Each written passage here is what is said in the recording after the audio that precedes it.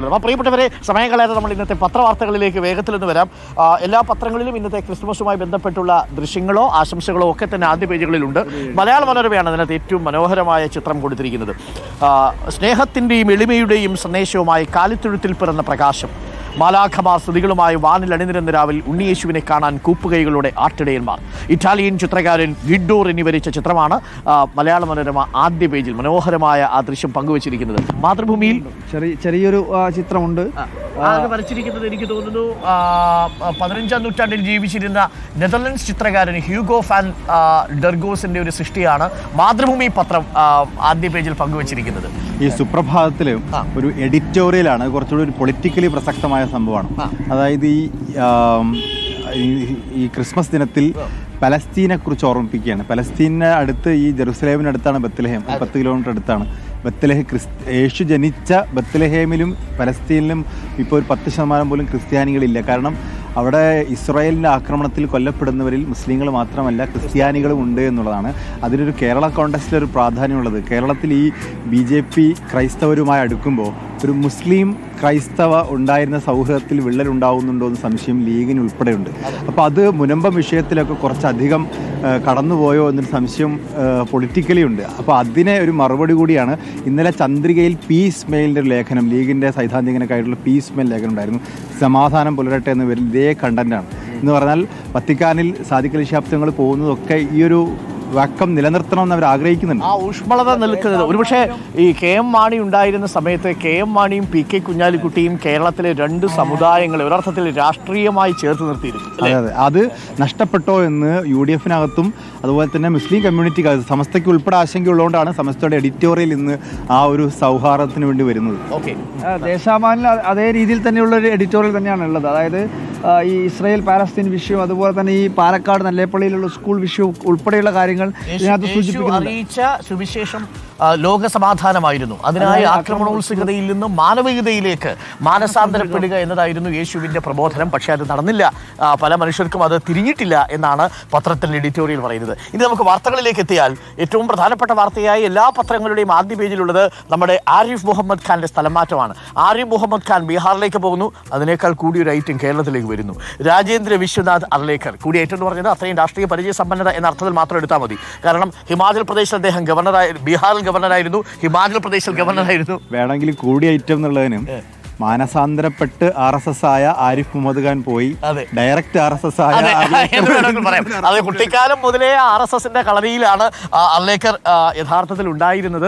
അങ്ങനെ ഒരാളാണ് വരുന്നത്. മാത്രമല്ല ഹിമാചൽ പ്രദേശിൽ ഗവർണറായിരുന്ന സമയത്ത് തന്നെ ഒട്ടേറെ വിവാദങ്ങൾ സൃഷ്ടിച്ചിരുന്ന ആളുകൂടിയാണ്. കനയ്യകുമാറിന് ഇങ്ങനെയൊക്കെ പറയാൻ എന്ത് അഭിപ്രായ സ്വാതന്ത്ര്യം എന്നൊക്കെ ചോദിച്ചിരുന്നു പണ്ട് അർലേക്കർ. അപ്പോൾ അങ്ങനെ വിവാദങ്ങളൊക്കെ ഉയർത്തിയ കക്ഷിയാണ് അർലേക്കർ. എന്തായാലും കേരളത്തിന്റെ ഗവർണറായിട്ട് വരാൻ പോകുന്നു. നമ്മുടെ ആരിഫ് മുഹമ്മദ് ഖാൻ ബീഹാറിലേക്ക് എത്തുന്നു എന്നുള്ളതാണ്. ബീഹാർ ഗവർണർ രാജേന്ദ്ര വിശ്വനാഥ് അർലേക്കർ കേരള ഗവർണറായി രാഷ്ട്രപതി നിയമിച്ചു. നിലവിലുള്ള കേരള ഗവർണർ ആരിഫ് മുഹമ്മദ് ഖാനെ ബീഹാറിലേക്ക് മാറ്റി. ഗോവയിൽ BJPയുടെ നേതാവായി തിളങ്ങിയ ശേഷമാണ് അർലേക്കർ ഗവർണർ പദവിയിൽ എത്തുന്നത്. ഗോവ മുഖ്യമന്ത്രിയായിരുന്ന മനോഹർ പരീക്കർ പ്രതിരോധ മന്ത്രിയായി പോകുമ്പോൾ മുഖ്യമന്ത്രി സ്ഥാനത്തേക്ക് പരിഗണിക്കപ്പെട്ടു. പക്ഷേ ആ രീതിയിൽ അദ്ദേഹം പിന്നെ എത്തിയില്ല. അതിനുശേഷം ബീഹാറിൻ്റെ ഗവർണറായി ഹിമാചൽ പ്രദേശിൻ്റെ ഗവർണറുമായിരുന്നു എന്നുള്ളതാണ്. അപ്പോൾ അങ്ങനെ ആരിഫ് മുഹമ്മദ് ഖാൻ പോകുമ്പോൾ ഒരു പുതിയ ഒരു യുദ്ധകാലം അവസാനിക്കുന്നു. മറ്റൊരു യുദ്ധകാലം തുടങ്ങും, ഒരു യുദ്ധകാണ്ഡം തുടങ്ങുമോ എന്നുള്ളതാണ് ഇനി നമ്മൾ കാത്തിരുന്ന് കാണേണ്ടത്. അർലേക്കർ കേരളത്തിൻ്റെ പുതിയ ഗവർണറായിട്ട് എത്തുന്നു എന്നുള്ളതാണ്. മറ്റൊരു സങ്കടമുള്ളൊരു വാർത്ത മനോരമ ആദ്യ പേജിൽ കൊടുക്കുന്നത് വീട്ടുമുറ്റത്ത് തെരുവുനായ്ക്കൾ ഒരു വയോധികയെ കടിച്ചു കൊന്ന വാർത്ത ഇന്നലെ നമ്മൾ നൽകിയിരുന്നു പ്രേക്ഷകർക്ക്. ആലപ്പുഴയിലായിരുന്നു സംഭവം. കൂട്ടമായി എത്തിയ തെരുവുനായ്ക്കൾ വീട്ടുമുറ്റത്ത് വയോധികയെ കടിച്ചു കൊന്നു. തകഴി അരയൻചിറയിൽ അഴീക്കോട് നഗറിൽ കാർത്യായനിയാണ് മരിച്ചത്. കാർത്യായനിയുടെ ഒരു കണ്ണൊഴികെ മുഖം മുഴുവൻ തെരുവുനായ്ക്കൾ കടിച്ചു കയറി. ഇന്നലെ പകലാണ് സംഭവം നടന്നത്. ആക്രമണം നടന്ന സമയത്ത് വീട്ടിൽ ആരും ഉണ്ടായിരുന്നില്ല എന്നാണ് പത്രം റിപ്പോർട്ട് ചെയ്യുന്നത്. ശരിയാണ്, നമ്മൾ ഇന്നലെ വല്ലാതെ വേദനിച്ചൊരു വാർത്തയായിരുന്നു. എത്ര വയസ്സാണ്? 81 വയസ്സാണ്. ഒന്ന് ആലോചിച്ച് നോക്കൂ, ഒരു നായ ആക്രമിക്കാൻ വരുമ്പോൾ വീട്ടിൽ ആരും ഇല്ലാത്തൊരു സമയത്താണെങ്കിൽ എന്ത് ചെയ്യും? വീട്ടിനുള്ളിൽ കയറിപ്പോകാൻ പോലും പറ്റാത്ത ഒരു സമയമായിരുന്നു. മാത്രമല്ല പ്രത്യാശയുടെ വിശുദ്ധ വാതിൽ തുറന്നു എന്ന് ഞാൻ നേരത്തെ സൂചിപ്പിച്ചതുപോലെ റോമിൽ ഈ വിശുദ്ധ വാർഷികാഘോഷങ്ങൾക്ക് തുടക്കം കുറിച്ചുകൊണ്ട് വത്തിക്കാനിൽ സെന്റ് പീറ്റേഴ്സ് ബസീലിക്കയിലെ വിശുദ്ധ വാതിൽ തുറക്കുന്ന ഫ്രാൻസിസ് മാർപ്പാപ്പയുടെ ചിത്രവും മനോരമ ആദ്യ പേജിൽ പങ്കുവയ്ക്കുന്നുണ്ട്. മാതൃഭൂമിയുടെ ലീഡ് വാർത്ത എന്താണ് അർജുൻ? അല്ല, മാതൃഭൂമിയിൽ പ്രധാനമായും ഉള്ള ഒരു ലീഡ് വാർത്ത ക്രിസ്മസ് സ്വാഭാവികമായിട്ടുണ്ടല്ലോ. പിന്നെ ഈ ക്ഷേമത്തിൽ വാരേണ്ട, അതായത് നമ്മുടെ ഈ ക്ഷേമ പെൻഷനുമായി ബന്ധപ്പെട്ടുകൊണ്ടുള്ള അതിൽ ഈ 373 പേർക്കെതിരെ നടപടി ക്ഷേമത്തിൽ വാരേണ്ട എന്ന തലക്കെട്ടാണ്. നമ്മുടെ വിഷ്ണു ചായ കൊണ്ട് വന്നിട്ടുണ്ട്. അപ്പോൾ നല്ല ചൂട് ചായ കൂടി കൊടുക്കാം. പ്രിയപ്പെട്ട പ്രേക്ഷകരും ചൂട് ചായയും ചൂട് കാപ്പിയും ഒക്കെ ആയിട്ട് തുടരുക. മാഹിപ്പള്ളിയുടെ മുന്നിൽ നിന്ന് നല്ല ചൂട് ചായയും ചൂട് കാപ്പിയുമായി ചൂട് വാർത്തകളിലേക്ക് നമ്മൾ കടക്കുക. അപ്പോൾ നമ്മൾ മാതൃഭൂമിയുടെ ആ വാർത്ത നമുക്കൊന്ന് പ്രേക്ഷകരെ വായിച്ച് കേൾപ്പിക്കാം. ക്ഷേമത്തിൽ വാരേണ്ട എന്ന തലക്കെട്ടിലാണ് മാതൃഭൂമി ആ വാർത്ത കൈകാര്യം ചെയ്തിരിക്കുന്നത്. 373 പേർക്കെതിരെയും നടപടി. 18% പലിശയോടെ തിരിച്ചുപിടിക്കും നടപടി ആരോഗ്യവകുപ്പിൽ. സർക്കാർ ജോലിയിൽ ഇരിക്കുമ്പോഴും ക്ഷേമ പെൻഷൻ വാങ്ങിയ ആരോഗ്യവകുപ്പിലെ 373 ജീവനക്കാർക്കെതിരെ വകുപ്പ് തല നടപടി വരും. ഇവർ കൈപ്പറ്റിയ പെൻഷൻ തുക 18% പലിശയോടെ തിരിച്ചുപിടിക്കാൻ ആരോഗ്യവകുപ്പ് അഡീഷണൽ ചീഫ് സെക്രട്ടറി ഉത്തരവിട്ടു. മൃഗസംരക്ഷണ വകുപ്പിൽ 74 പേരാണ്. ആ 74 പേരിൽ എനിക്ക് തോന്നുന്നു 60 പേരും ജോയിന്റ് കൗൺസിൽ അംഗമാണ്, CPIയുടെ അനുകൂല സംഘടനയിൽ അംഗമാണ്. അവരിൽ പലരും എംപ്ലോയ്മെന്റ് എക്സ്ചേഞ്ച് വഴി നിയമനം നേടി സ്ഥിരപ്പെട്ടവരാണ്. 54,000 രൂപ വരെ പെൻഷൻ തുകയായി കൈപ്പറ്റിയവർ ഈ പട്ടികയിലുണ്ട് എന്നാണ് പറയുന്നത്. 54,000 രൂപ വരെ. ഇവരെല്ലാവരും പല നഴ്സിംഗ് അസിസ്റ്റൻ്റായിട്ട് ജോലി എടുക്കുന്നവരുണ്ട്, ക്ലർക്കായിട്ട് പണിയെടുക്കുന്നവരുണ്ട്, ഫാർമസിസ്റ്റായിട്ട് പണിയെടുക്കുന്നവരുണ്ട്, UD ടൈപ്പിസ്റ്റ്. ഇവരുടെയൊക്കെ ശമ്പളം ഒരു 55,000 60,000 രൂപ വരെ DA അടക്കം ശമ്പളം പറ്റുന്ന ആളുകളാണ് ഈ 1,600 രൂപ പാവപ്പെട്ട മനുഷ്യരുടെ ക്ഷേമ പെൻഷൻ തട്ടിച്ചെടുത്തത്. പൊറുക്കൂല കേട്ടോ, ആരും പൊറുക്കൂല. അപ്പം വല്ലാത്ത സംഭവമായിപ്പോയി. തിരഞ്ഞെടുപ്പ് ചട്ട ഭേദഗതി കോൺഗ്രസ് കോടതിയിൽ പോയ വാർത്ത മാതൃഭൂമി പത്രം ആദ്യ പേജിൽ നൽകുന്നുണ്ട്. ഇലക്ട്രോണിക് രേഖകൾ പരിശോധിക്കാനുള്ള അനുമതി നിഷേധിക്കും വിധം തിരഞ്ഞെടുപ്പ് ചട്ടം തിടുക്കത്തിൽ ഭേദഗതി ചെയ്ത കേന്ദ്ര സർക്കാരിന്റെ നടപടിക്കെതിരെ കോൺഗ്രസ് സുപ്രീം കോടതിയെ സമീപിച്ചു. ഹരിയാന തിരഞ്ഞെടുപ്പുമായി ബന്ധപ്പെട്ട വിവരങ്ങൾ നൽകണമെന്ന പഞ്ചാബ് ഹരിയാന ഹൈക്കോടതിയുടെ ഉത്തരവിന് പിന്നാലെയായിരുന്നു ഭേദഗതി. അതിവേഗം ഭേദഗതി. CCTV വീഡിയോ ദൃശ്യങ്ങൾ, ഓരോ പോളിംഗ് സ്റ്റേഷനിലെയും വോട്ടർമാരുടെ കണക്കുകൾ പറയുന്ന ഫോം 17C എന്നിവ നൽകാൻ ഹൈക്കോടതി ഉത്തരവിട്ടു. അതിന് തൊട്ടു പിന്നാലെയാണ് ഇവയൊക്കെ വിലക്കുന്ന ഒരു ഭേദഗതി കേന്ദ്രം കൊണ്ടുവന്നത്. എന്തിനാണ് ഇതൊക്കെ പുറത്ത് നാട്ടുകാർ അറിയട്ടെ? കോടതി ഉത്തരവിട്ട് കഴിഞ്ഞാൽ അതിനെതിരെ നിയമനിർമ്മാണം നടക്കുന്നു എന്നുള്ളത് സതുദ്ദേശമല്ല എന്ന് എല്ലാവർക്കും അറിയാമല്ലോ. മറ്റൊരു വാർത്ത കൂടിയുണ്ട്. ആ ഒരു ദൃശ്യം AFPയുടെ ഒരു ദൃശ്യം മാതൃഭൂമി പത്രം ആദ്യ പേജിൽ പങ്കുവയ്ക്കുന്നുണ്ട്. പോഷകാഹാരം കിട്ടാതെ എല്ലും തോലുമായ 5 വയസ്സുള്ള മകളെയും കൈയിലേന്തി നിൽക്കുന്ന ഒരമ്മയുടെ ചിത്രം. മധ്യ ഗാസയിലെ ഡെയർ അൽ ബലായിലെ അഭയാർത്ഥി ക്യാമ്പിൽ നിന്നുള്ള ചിത്രമാണ് പങ്കുവച്ചിരിക്കുന്നത്. AFP എടുത്ത ചിത്രമാണ്. ഇസ്രായേലും ഹമാസും തമ്മിൽ നടക്കുന്ന യുദ്ധം 14 മാസവും 18 ദിവസവും പിന്നിടുമ്പോൾ വറുതിയുടെ പിടിയിലാണ് എന്നാണ് പത്രം റിപ്പോർട്ട് ചെയ്യുന്നത്. AFPയുടെ ആ ദൃശ്യം വല്ലാതെ വേദനിപ്പിക്കുന്ന ദൃശ്യമാണ്. നോക്കൂ, അത് കണ്ടോ, കയ്യിലെല്ലും തോലുമായിട്ടിരിക്കുന്ന കുഞ്ഞാണ്. നമ്മുടെയൊക്കെ നാട്ടിൽ ഭക്ഷണം കളയുന്ന കുഞ്ഞുങ്ങളും ആൾക്കാരും ഒക്കെ പ്രത്യേകിച്ചൊന്ന് കാണണം. ഒരു അഭയാർത്ഥി ക്യാമ്പിൽ ഒരു കുഞ്ഞ് എല്ലും തോലുമായിരിക്കുന്നു. മറ്റൊരു തെറ്റായ വാർത്ത ഇങ്ങനെ പ്രചരിക്കുന്നുണ്ട്. ആ വാർത്ത തെറ്റാണ് എന്ന് ദേവസ്വം പറയുന്നുണ്ട്. ഈ സൂര്യഗ്രഹണ ദിവസം ശബരിമല നട അടയ്ക്കുമെന്ന പ്രചരണം തെറ്റാണ്. മണ്ഡല പൂജാ ദിവസമായ 26-ന് സൂര്യഗ്രഹണമാണെന്നും അന്ന് ശബരിമലയിൽ കുറച്ച് സമയം നട അടച്ചിടുമെന്നുള്ള പ്രചരണം തെറ്റാണ് എന്നുകൂടി ദേവസ്വം പ്രതിനിധികൾ അറിയിക്കുന്നുണ്ട്. അങ്ങനെ ആ ദിവസം പ്രത്യേകിച്ച് ഒന്നും സംഭവിക്കാൻ പോകുന്നില്ല. മറ്റൊന്ന്, ആരാധനാലയങ്ങളെ ചൊല്ലി പുതിയ തർക്കങ്ങൾ വേണ്ട എന്ന് വെങ്കയ്യ നായിഡു പറഞ്ഞ വാർത്തയും മാതൃഭൂമി പത്രം ആദ്യ പേജിൽ കൊടുക്കുന്നു. ബെൽഗാവിയിൽ വീണ്ടും കോൺഗ്രസ് യോഗം നാളെ മുതൽ ചേരാൻ പോവുകയാണ്. 26-ാം തീയതിയാണ്. എനിക്കൊന്നു 1924 ഡിസംബർ 26-നാണ് കോൺഗ്രസിന്റെ 30-ാം സമ്മേളനത്തിൽ ഗാന്ധിജി അധ്യക്ഷത വഹിച്ചത്. ഗാന്ധിജി അധ്യക്ഷത വഹിച്ച ഏക കോൺഗ്രസിന്റെ സമ്മേളനവും ബെൽഗാവി കോൺഗ്രസിന്റെ സമ്മേളനമായിരുന്നു. കർണാടകയിലാണ്. നമ്മുടെ പ്രതിനിധി നദീർ അങ്ങോട്ട് തിരിച്ചിട്ടുണ്ട്. ബെൽഗാവിയിൽ നമ്മളുടെ ഗാന്ധിജി ഈ കോൺഗ്രസിന്റെ അധ്യക്ഷ സ്ഥാനം അലങ്കരിച്ച ബെൽഗാവി കോൺഫറൻസിലെ ഓർമ്മപ്പെടുത്തിക്കൊണ്ട് 27-ാം തീയതി മുതൽ CWC അവിടെ പ്രവർത്തക സമിതി യോഗം ചേരുകയും ചെയ്യും. അപ്പോൾ പ്രിയപ്പെട്ടവരെ, നമുക്കിനി മാധ്യമത്തിൽ എന്താ വാർത്ത? മാധ്യമത്തിൽ ഗവർണർ മാറ്റം, തെരുവ് നായ ശല്യം. അതിൽ ഈ ഒരു വാർത്ത ഒരു പ്രാദേശിക വാർത്തയായിട്ട് മറ്റു പദ്ധതി ഇത് ശ്രദ്ധിക്കേണ്ട സാധനം 1/2 കിലോ MDMA നമ്മളെ കോഴിക്കോട് ഇന്നലെ അഷ്കറാണ് അത് ആദ്യമായിട്ട് റിപ്പോർട്ട് ചെയ്തത്. ഈ സംഭവത്തിൽ പ്രധാനപ്പെട്ട 2 കാര്യമുണ്ട്. ഒന്ന്, നമ്മളെ ഈ ന്യൂ ഇയർ പ്രമാണിച്ച് കേരളത്തിലേക്ക് ധാരാളമായി ഇത്തരത്തിലുള്ള സിന്തറ്റിക് ഡ്രഗുകൾ എത്തിക്കൊണ്ടിരിക്കുന്നത്. ഈ പിടിക്കപ്പെട്ട പ്രതിയുടെ മൊഴി എന്ന് പറയുന്നത് 2 സിനിമാ നടിമാർക്ക് വേണ്ടി കൊണ്ടുവന്നുള്ളതാണ്. പേരെനിക്കറിയാം, പക്ഷെ അത് കൺഫർമേഷൻ ഇല്ലാത്തതുകൊണ്ട് ഞാൻ പറയുന്നില്ല. ഏതായാലും ആ റിസോർട്ടിൽ താമസിച്ചിരുന്നവരാണെന്നാ പറയുന്നത്. ആണല്ലേ? പക്ഷേ വല്ലാത്ത പ്രശ്നമാണ്. മാത്രമല്ല, ഇനി അങ്ങോട്ട് വരുന്ന ദിവസങ്ങളിൽ അത്രയും വിജിലന്റ് അല്ലെങ്കിൽ ഈ സംഭവത്തിന്റെ വ്യാപാരം കോടിക്കണക്കിന് രൂപ മറിയുന്നതാണ്. പഞ്ചനക്ഷത്ര ഹോട്ടലുകളിലും 10-ാം ക്ലാസ്സിലൊക്കെ പഠിക്കുന്ന കുട്ടികൾ പോലും ഇപ്പൊ MDMA ഉപയോഗിക്കുന്നുണ്ട്. പണ്ട് ഈ കഞ്ചാവിൻ്റെ വരവിനെ കുറിച്ച് നമ്മളൊക്കെ പണ്ടൊക്കെ പുകയരുത് മക്കളെ എന്നൊക്കെ പറഞ്ഞ് ക്യാമ്പയിനൊക്കെ പത്രങ്ങളിലൊക്കെ വന്നിരുന്നു, ചാനലൊക്കെ ഉണ്ടായിരുന്നു. പക്ഷേ ഇപ്പോൾ MDMAക്കെതിരെ ക്യാമ്പയിൻ ചെയ്യേണ്ട സമയമാണ്. പക്ഷെ അത്തരത്തിൽ ക്യാമ്പയിൻ വരുന്നുമില്ല, കുട്ടികൾക്കിടയിൽ വ്യാപകമാവുകയും ചെയ്യും. തീർച്ചയായിട്ടും പ്രത്യേകിച്ച് രക്ഷിതാക്കൾ ശ്രദ്ധിക്കണം. ന്യൂ ഇയർ പാർട്ടിക്കൊക്കെ പോകുന്നവർ, റേവ് പാർട്ടികൾക്ക് വേണ്ടി പോകുന്നവരുണ്ടെങ്കിൽ പ്രത്യേകം ഒരു നിയന്ത്രണം അവർക്കുണ്ടാവണം. ഈ കുഞ്ഞുങ്ങൾ പ്രായപൂർത്തിയായ കുഞ്ഞുങ്ങളാണെങ്കിലും ശരി, അവർ ഇത്തരം സ്റ്റഫുകൾ ഉപയോഗിക്കാനുള്ള സാധ്യത തള്ളിക്കളയാൻ കഴിയില്ല. വളരെ സുലഭമായി അത് ലഭിക്കുന്ന ഒരു സാഹചര്യത്തിലേക്ക് എത്താൻ പാടില്ല. അധികൃതർ ജാഗ്രത പാലിക്കണം. എന്തായാലും 1 കിലോ MDMA പിടിച്ചതോടുകൂടി ആ കച്ചവടം അവിടെ പൂട്ടി. പക്ഷേ അങ്ങനെ പല ആളുകളും എത്തുന്നു. മാത്രമല്ല അത് കൊണ്ടുവന്ന രീതി വ്യത്യസ്തമായിട്ട് പിടിക്കപ്പെടാത്ത എത്രയോ ഉണ്ട്, ഒരുപാടുണ്ട്. മാത്രമല്ല ഇത് ഇപ്പൊ മദ്യപിച്ചാൽ നമുക്ക് മനസ്സിലാക്കാൻ സാധിക്കും.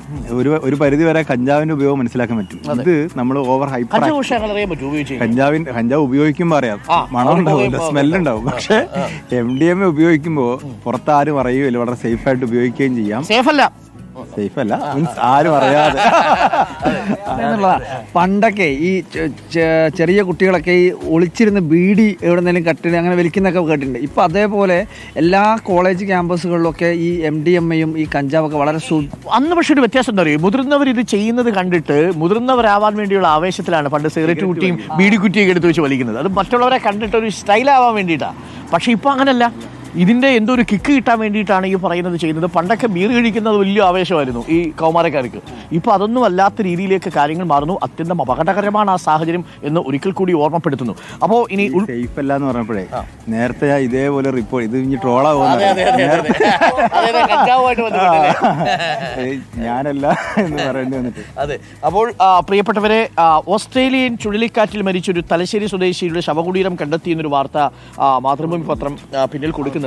ഇന്നലെ അത്ഭുതകരമായി ഈ തീവണ്ടിയിൽ നിന്ന് രക്ഷപ്പെട്ട പവിത്രൻ അല്ലേ, അത് അർജുനാണ് റിപ്പോർട്ട് ചെയ്തത്. അത് പിന്നെ പവിത്രമായിട്ട് സംസാരിച്ചായിരുന്നു അല്ലേ ഇന്നലെ അർജുൻ? പവിത്രൻ സത്യത്തിൽ ഒരു നിഷ്കളങ്കൻ പാവം എന്ന് പറഞ്ഞാൽ ഹൈറ്റ് ഒക്കെ കുറവാണ്. അതുകൊണ്ട് കൂടിയാണ് ഈ അപകടത്തിൽ നിന്ന് അത്ഭുതകരമായി രക്ഷപ്പെടാൻ തുണയായത്. സത്യത്തിൽ ഈ റെയിൽവേ ട്രാക്ക് തുണയ്ക്കും. അപ്പോ ഇന്നലെ ഉയരം തല പൊങ്ങുകയാണേ, അല്ലാതെ ട്രാക്കിനകത്ത് ഈ 2 ട്രാക്കിൻ്റെയും നടുവിലാണല്ലോ ഇത് കുനിഞ്ഞ് കിടക്കുന്നത്. അപ്പോൾ ഈ ട്രെയിനിൻ്റെ മുകൾ ഭാഗത്തേക്ക് തട്ടാതെ ഇരിക്കാനും അതുപോലെ തന്നെ പെട്ടെന്ന് അടിയിലേക്ക് കിടക്കാനൊക്കെ പറ്റുന്നത് അതുകൊണ്ടാണെന്നാണ് പറഞ്ഞത്. ഇന്നലെ ഫോൺ വിളിച്ചിട്ട് റെയിൽവേ ട്രാക്കിലൂടെ നടക്കുകയായിരുന്നു. അപ്പോൾ കുറച്ച് ദൂരം ഇങ്ങനെ സംസാരിച്ച് ഒരു സ്കൂളിലെ ബസ്സിലെ ക്ലീനറാണ്. അപ്പോൾ അങ്ങനെ നടന്ന് മുന്നോട്ട് പോകുന്ന സമയത്താണ് ട്രെയിൻ പെട്ടെന്ന് മുന്നിൽ വരുന്നത്. പിന്നെ അങ്ങോട്ട് വലത്തോട്ട് പോകണോ ഇടത്തോട്ട് പോകണോ ഒന്നും അറിയില്ല. പെട്ടെന്ന് തന്നെ എന്തോ ഒരു ബുദ്ധി ഉദിച്ചതുപോലെ ട്രാക്കിലങ്ങ് കടന്നു. ബാക്കി കൊണ്ട് രക്ഷപ്പെട്ടു എന്നാണ് പറഞ്ഞത്. പാസഞ്ചർ ട്രെയിൻ ആണെങ്കിൽ അതിന്റെ അടിയിൽ ഈ വേസ്റ്റ് ഒക്കെ നീക്കാൻ വേണ്ടിയുള്ള ഒരു സാധനം ഉണ്ടാവും. അത് ചിലപ്പോൾ ഉണ്ടായിട്ടുണ്ടാവില്ല. ഏതാ ട്രെയിൻ എന്നുള്ളത് ഐഡന്റിഫൈ ചെയ്യാൻ പറ്റില്ല. കറക്റ്റ് സമയവും നമുക്ക് ഐഡന്റിഫൈ ചെയ്യാൻ പറ്റിയിട്ടില്ല. 5:30 സമയം എന്നുള്ളതാണ് ഈ പിന്നെ പവിത്രൻ പറഞ്ഞത്. പവിത്രൻ തന്നെ പോയി നമ്മൾ ബൈറ്റൊക്കെ എടുക്കുമ്പോഴേ ശരിക്കും പുള്ളി ഇപ്പോഴും അതിൻ്റെ ഒരു എക്സൈറ്റ്മെന്റ് ഒന്നും വിട്ടുമാറിയിട്ടില്ല. അത് അത്ഭുതമല്ലേ, ഒരു തിരിച്ചുവരവാണ് ശരിക്കും പറഞ്ഞ ഒരു പുനർജനി. പവിത്രനെ സംബന്ധിച്ച് ഈസ്റ്ററാ, നമുക്ക് ക്രിസ്മസാ. അപ്പോൾ പ്രിയപ്പെട്ടവരെ, ഈ ക്രിസ്മസ് ആഘോഷങ്ങൾക്കിടയിലെ വിവിധ ആക്രമണങ്ങളെക്കുറിച്ച് വിവിധ മതമേലധികാരികളുടെ പ്രതികരണങ്ങളൊക്കെ പത്രങ്ങൾ കൊടുത്തിട്ടുണ്ട്. ഇന്നലെ കടുത്ത ഭാഷയിൽ വിമർശിച്ചത് ഓർത്തഡോക്സ് സഭ തൃശ്ശൂർ ഭദ്രസനാധിപനാണ് മിലിത്തിയോസ് തിരുമേനി പറഞ്ഞ വാചകം, ഇന്നലെ അവിടെ പുൽക്കൂട് വന്നിക്കുന്നു, ഇവിടെ പുൽക്കൂട് കത്തിക്കുന്നു, അതിന് വേറെ ചില ഭാഷയിലാണ് ചില കാര്യങ്ങളൊക്കെ പറയുന്നത് എന്നാണ് പറഞ്ഞത്. അദ്ദേഹം അവിടെ നിർത്തുകയായിരുന്നു. അത് തീർച്ചയായിട്ടും അപലപിക്കപ്പെടേണ്ട വിഷയമാണ്. 5 ക്രിസ്മസ് സമ്മാനങ്ങൾ പ്രധാനമന്ത്രിയോട് ആവശ്യപ്പെട്ട് ബംഗളൂരു ആർച്ച് ബിഷപ്പ് എന്നൊരു വാർത്തയുണ്ട്.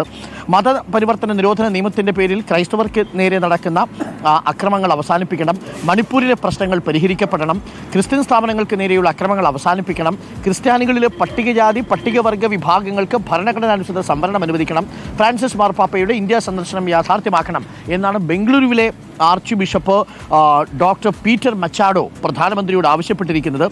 BJPയും മോദിയും പറയുന്നതൊന്ന്, യാഥാർത്ഥ്യം മറ്റൊന്ന്. കോൺഗ്രസിൻ്റെയും പ്രതികരണം വന്നിട്ടുണ്ട്. മാത്രവുമല്ല, ഇന്നലെ ഈ കുട്ടികളെ തോൽപ്പിക്കുന്നത് സർക്കാരിൻ്റെ നയമല്ല, നമ്മൾ ഇന്നലെ പറഞ്ഞിരുന്നു അല്ലേ. 5ാം ക്ലാസ്സിലും 8ാം ക്ലാസ്സിലും ഓൾ പാസ് കൊടുക്കേണ്ടതില്ല എന്ന് കേന്ദ്രത്തിൻ്റെ ഒരു നിർദ്ദേശം കേരളം തള്ളിയിരിക്കുകയാണ്. 5ാം ക്ലാസ്സിൽ വേണ്ട, 8ാം ക്ലാസ് മുതൽ ഒരു പക്ഷേ എല്ലാവരെയും പാസ്സാക്കും എന്നുള്ളതാണ് തമിഴ്നാടും എടുത്തിരിക്കുന്നത് നിലപാട്. അതിൽ മന്ത്രി വി ശിവൻകുട്ടി പറഞ്ഞത് വളരെ പ്രധാനപ്പെട്ട ഒരു കാര്യമാണ്. 5ാം ക്ലാസ്സിലേക്ക് കുഞ്ഞുങ്ങളെ പരാജയപ്പെടുത്തി എന്ത് നേടാനാണ്? അപ്പോൾ പ്രിയപ്പെട്ട പ്രേക്ഷകരെ, നമ്മളുടെ വാർത്താ യാത്ര തുടരുകയാണ്. മറ്റു വാർത്തകൾ കൂടി ഞങ്ങൾ അതിവേഗം പ്രേക്ഷകരിലേക്ക് എത്തിക്കാം. നമ്മളിപ്പോൾ നിൽക്കുന്നത് മാഹി പള്ളിയുടെ മുന്നിൽ ഒരുക്കിയിരിക്കുന്ന പ്രത്യേക പുൽക്കൂടിന് മുന്നിലാണ്. അത്യുന്നതങ്ങളിൽ ദൈവത്തിന് മഹത്വം എന്ന് ഞങ്ങളുടെ പിന്നിൽ എഴുതിയിരിക്കുന്നത് പ്രേക്ഷകർക്ക് കാണാം. സന്മനസ്സുള്ളവർക്ക് ഭൂമിയിൽ എപ്പോഴും സമാധാനം കിട്ടും. ഇല്ലാതെ പുൽക്കൂട് കത്തിക്കാൻ നടക്കുന്ന മനുഷ്യർക്ക് ഒരു സമാധാനവും കിട്ടൂല എന്നുകൂടി ഒരിക്കൽ കൂടി പറയട്ടെ. എം ടി വാസുദേവൻ നായരുടെ ആരോഗ്യനിലയിൽ കാര്യമായ മാറ്റം ഇന്നുമില്ല. കാര്യമായ മാറ്റമില്ല എന്ന് മാത്രമല്ല, ഗുരുതരാവസ്ഥയിൽ തന്നെ തുടരുന്നൊരു സാഹചര്യമുണ്ട്. അദ്ദേഹം തിരിച്ചു വരുമെന്നുള്ള പ്രതീക്ഷയിൽ, പ്രാർത്ഥനയിൽ ഇന്നലെ സാർ പറഞ്ഞ പോലെ തന്നെ നമ്മളൊക്കെ കാത്തിരിക്കുകയാണ്. പക്ഷെ ആശുപത്രിയിൽ നിന്ന് ഒരു ആശ്വാസകരമായ വാർത്തകളൊന്നും ഇതുവരെ വന്നിട്ടില്ല. ക്രിസ്മസ് ദിനത്തിലും പ്രേക്ഷകർക്ക് നൽകാനില്ല. കാത്തിരിപ്പിനെ ഇത്രത്തോളം ഒരു മനുഷ്യൻ്റെ വികാരമാക്കി മാറ്റി എഴുത്തുകാരനില്ല. എല്ലാ കഥകളിലും കാത്തിരിപ്പിൻ്റെ ഏതെങ്കിലുമൊക്കെ അംശങ്ങൾ നിങ്ങൾക്ക് എം ടിയിൽ കാണാൻ സാധിക്കും.